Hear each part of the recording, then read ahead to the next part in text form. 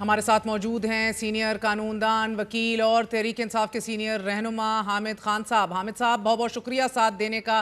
سر، justice منصور علی شاہ آج کہہ رہے ہیں کہ یہ آرڈیننس فل کورٹ کے فیصلے کے خلاف ہے۔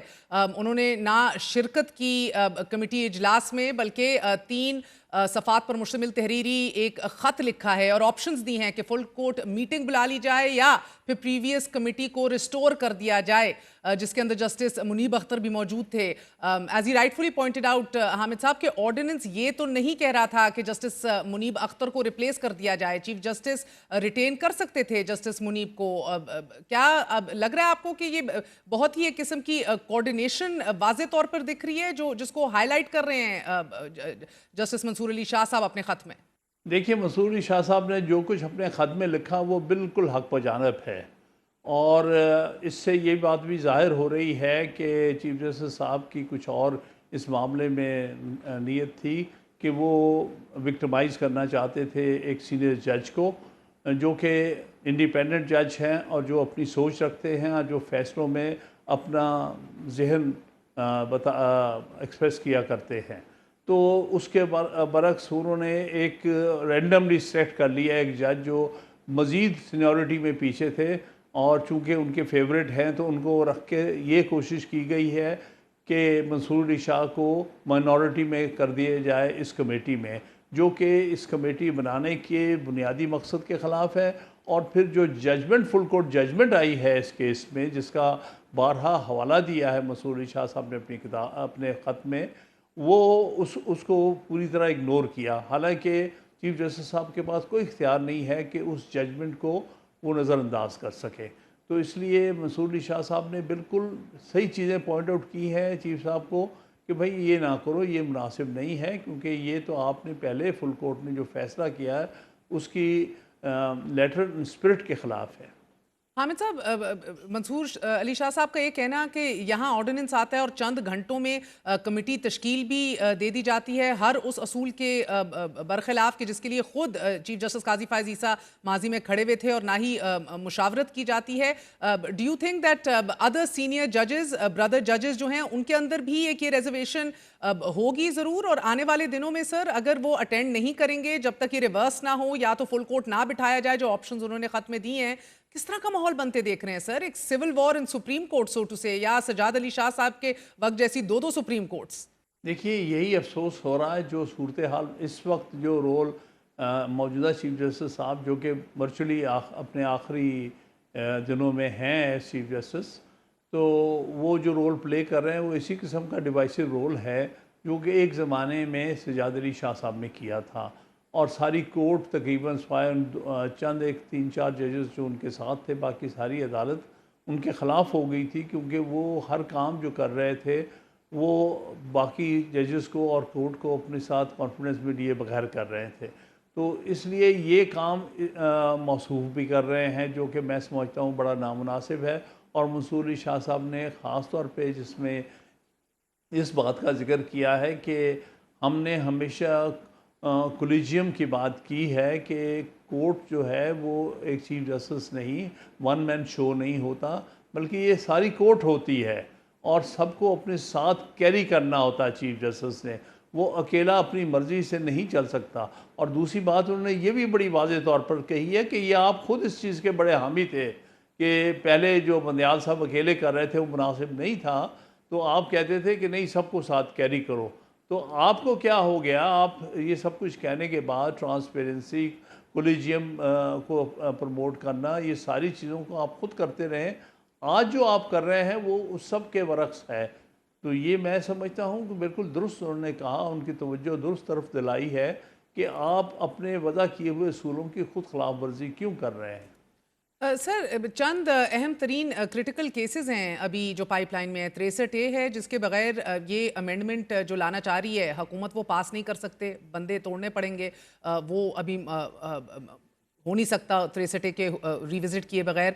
तहरीर भी इसे सर जस्टिस मुनीब ने ही किया था। अब नेचुरली वो भी उस बेंच में नहीं है जो आज 5 रुकनी बेंच बनाए। फिर रिजर्व सीट्स की रिव्यू पिटिशन भी है जिसमें 13 जजेस को 15 या 16 बनाने की ख्वाहिश है। तो शायद काम हो जाए। अब 17 से 23 जजेस हो जाएं। ये तो आप देख रहे हैं कि प्राइवेट मेंबर बिल्स के अंदर भी बार बार इसी नंबर्स के अंदर खेला जा रहा है बार बार, कि 23 कर दें, 22 कर दें।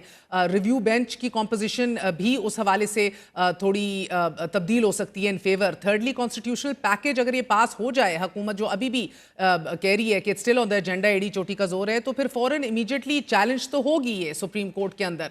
और अगर बेंच की कॉम्पोजिशन जो अब इस ऑर्डिनेंस के बाद आप देख रहे हैं कि उसके अंदर चीफ जस्टिस का एक जो भी चीफ जस्टिस हों वो अपना एक अकॉर्डिंग टू मंसूर अली शाह साहब चेरी पिक कर सकते हैं अपना एक और जज, अपने एक और भाई को। तो कॉम्पोजिशन वहाँ भी फ्लेक्सिबिलिटी उसमें भी दिखती है, उधर भी डिसमिस कर दिया जाएगा अगर इसको चैलेंज किया जाए कॉन्स्टिट्यूशनल अमेंडमेंट को। और सर फिर अहम तरीन यकीनी तौर पर आपके जहन में होगा, जस्टिस मुनीब हों, जस्टिस आयशा हों, जस्टिस मजहर हों, जस्टिस हसन अजहर हों एंड अमंगस्ट अदर्स, इन सब की out of turn appointment case की पिटिशन भी पेंडिंग है सुप्रीम कोर्ट में। वो भी एक्सेलरेट होने का कहीं ना कहीं खदशा पाया जा रहा है। रिकाउंटिंग जो है केसेस के हवाले से उसकी भी रफ्तार तेज तर की जा सकती है। सो ये these are all things which can pan out in the next coming month. जी बिल्कुल सही है, इन सारे ख़तरात सामने आ रहे हैं। हालांकि 63A वाले केस की इतनी जल्दी में, जबकि सालों पेंडिंग था ये केस, एकदम लगाने की कोई किसी किस्म का तुक नहीं है, किसी किस्म का कोई जवाज़ नहीं है। ख़ास तौर पे एक चीफ जस्टिस जो लेम डक हो चुका हो, जो अपने आखिरी दिनों में हो, उसको अहम केसेस में बैठना ही नहीं चाहिए। ये पहले एक ट्रेडिशन रही है सुप्रीम कोर्ट की कि जब आखिरी महीना हो जाता है कि चीफ जस्टिस का, तो वो वर्चुअली या तो दूसरे ममालिक में अपने अपने कॉन्फ्रेंसेस अटेंड करते हैं, या अपने जो है अहम केसेस जो है जिसका आने वाले वक्तों पे बहुत असरात हो सकते हैं, उससे इज्तनाब करते हैं। और आने वाले चीफ जस्टिस पर ये छोड़ा जाता है कि वो आने वाले वक्तों में एक लीडरशिप देंगे सुप्रीम कोर्ट को। तो ये सारी चीज़ें जो हो रही हैं उसमें ये पूरी तरह से लगता है कि इसमें शामिल हो रहे हैं और शामिल होते नज़र आ रहे हैं। तो सर इमरान खान ने भी प्रैक्टिस एंड प्रोसीजर कमेटी में चीफ जस्टिस काजी फायज ईसा के खिलाफ दोबारा दरख्वास्त दायर कर दी है।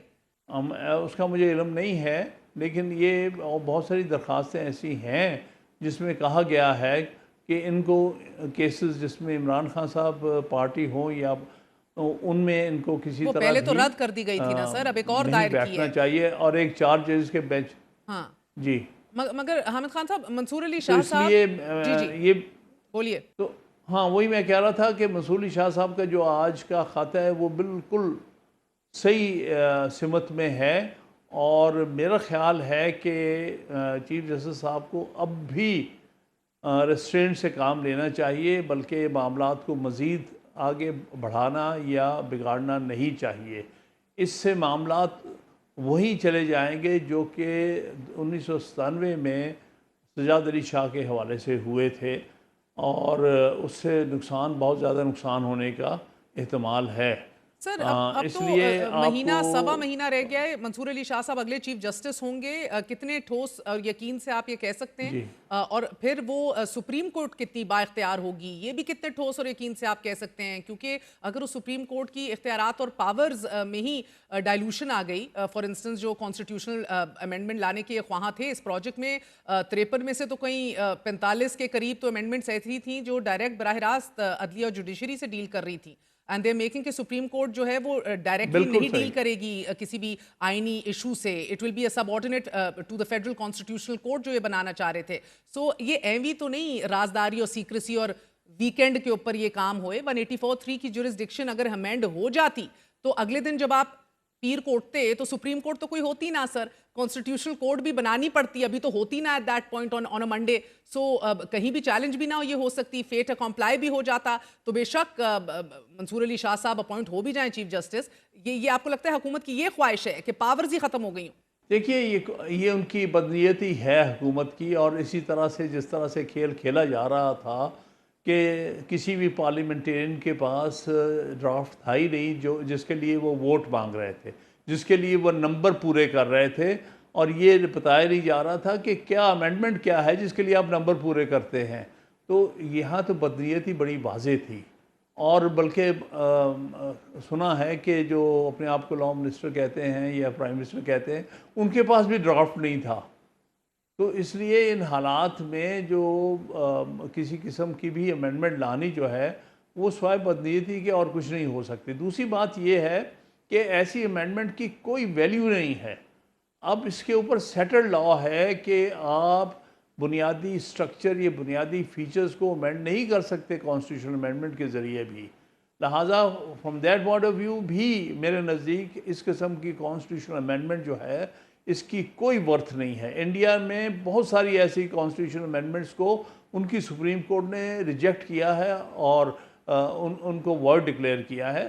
تو یہی اختیار سپریم کورٹ آف پاکستان کے پاس بھی ہے، جو کہ فل کورٹ نے تقریباً 13-4 کی میجورٹی کے ساتھ ایکسیپٹ کیا تھا کہ کچھ جو بنیادی فیچرز ہیں، یہ میں بات کر رہا ہوں 2015 کی ججمنٹ فل کورٹ کی، جس میں 21ویں ترمیم چیلنج ہوئی تھی۔